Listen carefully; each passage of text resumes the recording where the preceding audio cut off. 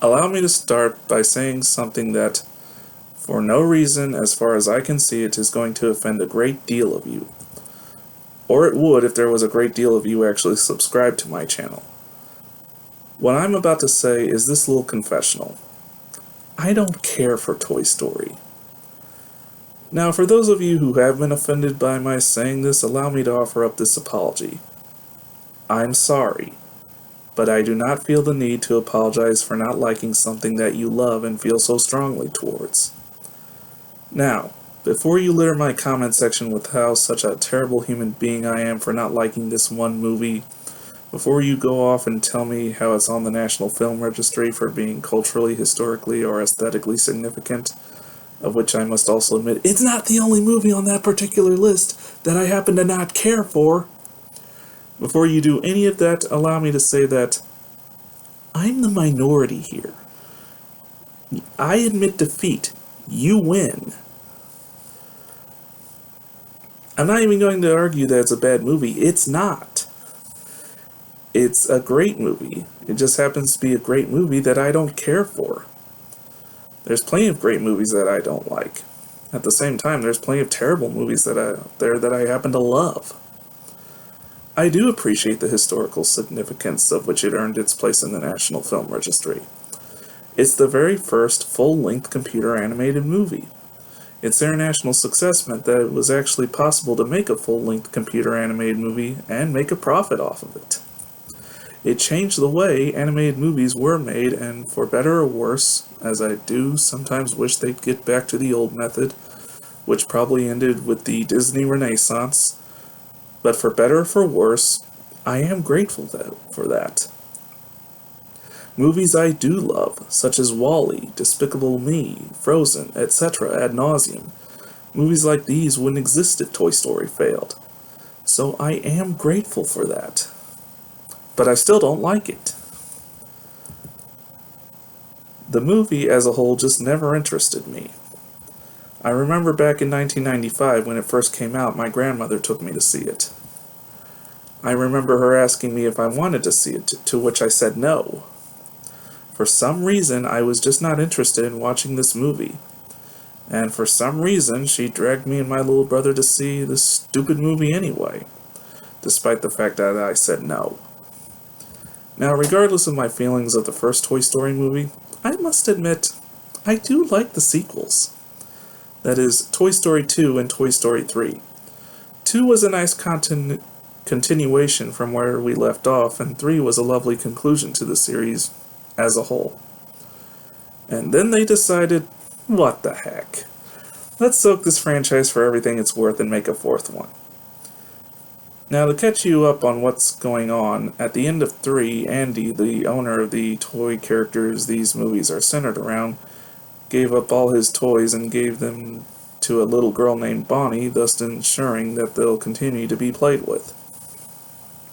Now that we're in the 4th movie, and Woody, the main character voiced by Tom Hanks, is going through a bit of an existential crisis because he's no longer the favorite toy which he was when he was owned by Andy. He still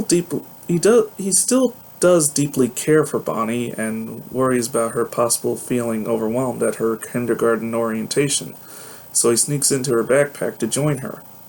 These fears soon become merit as Bonnie shies from the other children at her school. To help her, though, he grabs a spork, some pipe cleaner, various other items from the trash can, and covertly leaves them at her table, and she makes a new toy named Forky. Like every toy is destined to in this universe, Forky becomes alive and is voiced by Tony Hale, much to Woody's surprise. To reward her for going through orientation, Bonnie's parents take her on a road trip, of which she takes several of her toys with. Forky, going through a bit of an existential crisis himself, preferring to believe himself to be trash and not a toy, escapes through a window, and Woody follows suit, thereby separating them from their owner, and a new adventure can resume. Along the way, Woody reconnects with the former love interest, Bo Peep, voiced by Annie Potts? Janine Melnitz, the Ghostbusters receptionist? Far out! The pros?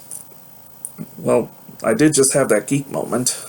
I didn't realize Janine Melman's voiced Bo Peep. Keanu Reeves also voices a Canadian toy. Whoa. All that aside, I have to say that I do like the villain in this one. Without trying to give too much away, the villain in this entry is sympathetic, tragic, and redeemable, which can't really be said about the other villains in this film franchise. Save for Sid of the first movie. But in his defense, he was a kid. He didn't know any better. The cons? The fact that it's a cash grab at a concluded franchise? I mean, this one is a nice conclusion to the franchise as a whole, but the thing is, so was the third movie. 9 to 10 years from now, there's going to be a Toy Story 5, and it may follow that same formula. The rate this is going. Also, there's a running gag with Buzz Lightyear voiced by Tim Allen listening to his inner voice on advice given to him by Woody. Didn't really think that went anywhere. Overall, would I recommend it? Yeah, why not? I mean, I like it, unlike the first movie. Also, unlike the first movie, I really don't believe this one actually needs to exist. But I don't see any harm done by its existing. It's a movie to take kids to see, if anything, and if I had kids, that would actually mean something.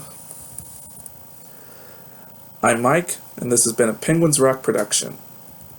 You know, I remember despite not liking the first movie, I did want a Buzz Lightyear toy for Christmas of that year of 1995. And I remember Mom and Dad going through so much trouble to get me one. So this Christmas, the most sought-after toy, of which there is going to be a Jingle All the Way-esque, Hunger Games-style Battle Royale, it's going to happen, and it's all going to be over a spork.